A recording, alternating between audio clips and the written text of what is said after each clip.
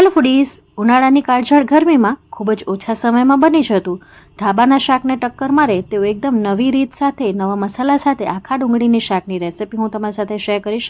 100% guarantee સાથે કહું છું કે આ રીતે તમે પહેલાં ક્યારે પણ શાક નહીં બનાવ્યું હોય, અઠવાડિયામાં 2 થી 3 વાર આ શાકની ડિમાન્ડ થશે એ ચોક્કસપણે કહું છું। તો આ નવી રીતે ડુંગળીનું શાક બનાવવા માટે આપણે 250 ગ્રામ જેટલી ડુંગળી લીધી છે। આ ડુંગળીની સાઇઝ ના તો બહુ મોટી હોવી જોઈએ, ના તો બહુ નાની હોવી જોઈએ। હવે આનો ફોતરાનો ભાગ કટ કરી લેશું ને ત્યારબાદ જે આંખનો ભાગ હોય ને એને આપણે કાઢી લેવાનો છે, કારણ કે આ ખાતી વખતે બિલકુલ સારો નથી લાગતો, એટલે આપણે આવી રીતે એને કાઢી લેશું અને ઉપર પ્લસની નિશાની મારી દેશું। તો અડધા ભાગમાં જ મારીશું, આખા ભાગમાં નથી મારવાની, એ વાતનું ધ્યાન રાખજો। તો અહીંયા અડધા ભાગમાં આપણે પ્લસની નિશાની મારી છે। આમ કરવાથી ગ્રેવી છે ને અંદર સુધી જાય છે। હવે બાજુમાં તેલ ગરમ કરવા માટે મૂકી દીધું હતું, એની અંદર થોડુંક મીઠું નાખીશું જેથી ખાતી વખતે ડુંગળી અંદરથી ફીકી નહીં લાગે અને તેલ પણ ઓછું અબ્ઝર્વ કરશે।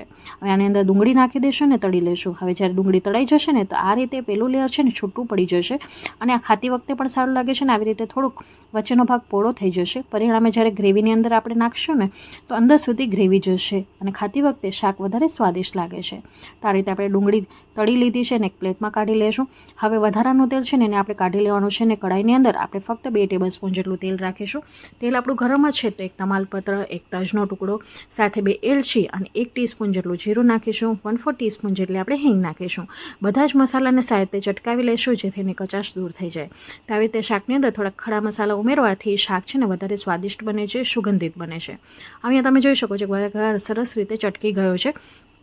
તો આ સમયે 10 કળી લસણની, 2 તીખા મરચાં અને અડધો આદન ટુકડાને ચોપરમાં આવી રીતે ઝીણું ઝીણું ચોપ કરી લીધું હતું, એ નાખ્યું છે। ગેસની ફ્લેમને મીડિયમ રાખી છે અને આ રીતનો કલર બદલાય ને ત્યાં સુધી આપણે એને સાંતળી લીધું છે। તો અહીં લસણ થોડુંક બ્રાઉન રંગનું થયું એટલે આપણે એને હવે આની અંદર આપણે 2 મીડિયમ સાઇઝની ડુંગળી ચોપ કરીને રાખી હતી એ નાખી દઈશું અને આને પણ આપણે સાથે મિક્સ કરી લઈશું ને ત્યારબાદ ડુંગળીનો કલર બદલાય ને ત્યાં સુધી આપણે એને સાતળવાની છે।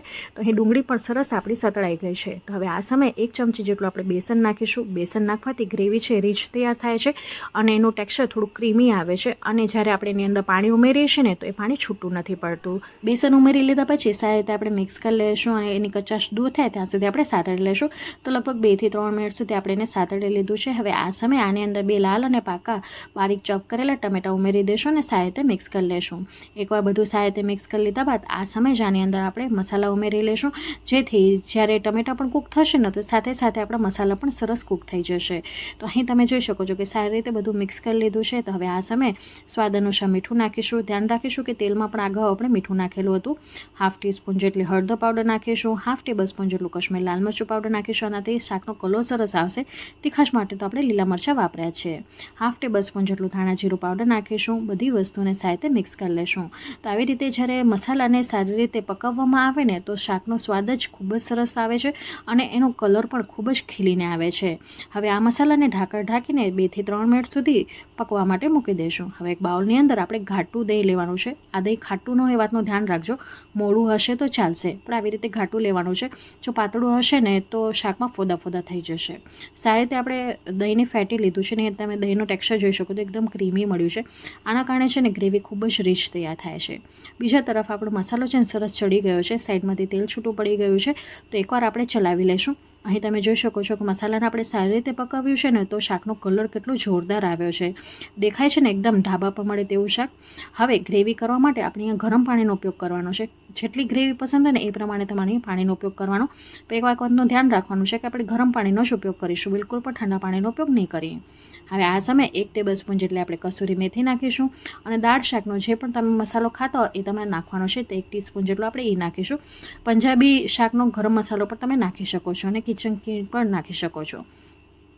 મસાલો નાખી દીધા પછી સાથે મિક્સ કરી લઈશું અને 2 મિનિટ સુધી આપણે થવા દીધું હતું। તો અહીં મસાલો સરસ પાકી ગયો છે। તો હવે આ સમયે ગેસની ફ્લેમને એકદમ સ્લો રાખીશું અને ફેટેલું દહીં નાખી દઈશું। કન્ટિન્યુ ચલાવતા રહેશું જેથી દહીં આપણું ફાટી ન જાય। તો અહીં તમે જોઈ શકો છો કે કેટલી સરસ આપણી ગ્રેવી તૈયાર થઈ છે ને પંજાબી શાકને ભૂલાવી દે તેવી ગ્રેવી। એકવાર તમે આ શાક ટ્રાય કરશો ને તો આંગળા ચાટવા પર મજબૂર થઈ જશો, એટલું આ સ્વાદિષ્ટ શાક બને છે। તો આજથી પહેલાં જો ક્યારે પણ આ રીતે તમે આખી ડુંગળીનું શાક ન બનાવ્યું હોય ને તો મારા ઉપર વિશ્વાસ રાખીને જરૂરથી બનાવજો, લોકો વાહ વાહ કરતા નહીં થાકે। ઢાંકણ ઢાંકીને આ ગ્રેવીને આપણે 3 થી 4 મિનિટ સુધી પકવવા દેશું, અથવા તો જ્યાં સુધી તેલ છૂટું ન પડે ને ત્યાં સુધી આપણે પકાવવાનું છે. તો અહીં તમે જોઈ શકો છો કે 4 મિનિટ બાદ સાઈડમાંથી તેલ છૂટું પડી ગયું છે અને સરસ મજાની આપણી ગ્રેવી તૈયાર થઈ ગઈ છે. તો એકવાર આપણે ચલાવી લઈશું. વચ્ચે આપણે 2 થી 3 વાર ચલાવી લેવાનું છે, કારણ કે આની અંદર આપણે બેસન ઉમેરેલું છે ને, તો એ તળીએ ચોટે નહીં. તો એ માટે કરીને આવી રીતે 2 થી 3 વાર વચ્ચે પણ ચલાવી લેવાનું. અને આ રીતે આપણી ગ્રેવી સરસ પાકી ગઈ છે. તો હવે આ સમયે આની અંદર આપણે તળેલી ડુંગળી નાખી દઈશું અને એકદમ હલકા હાથે આપણે મિક્સ કરવાનું છે, જેથી ડુંગળી છે ને છૂટી ન પડી જાય. તો એકદમ હલકા હાથેથી આપણે બધી વસ્તુને મિક્સ કરી લઈશું. હવે વચ્ચે આપણે પ્લસની નિશાની મારી હતી ને, તો ગ્રેવી છે ને અંદર સુધી જાય છે અને ખાતી વખતે અંદરથી ડુંગળી છે ને બિલકુલ ફીકી નથી લાગતી.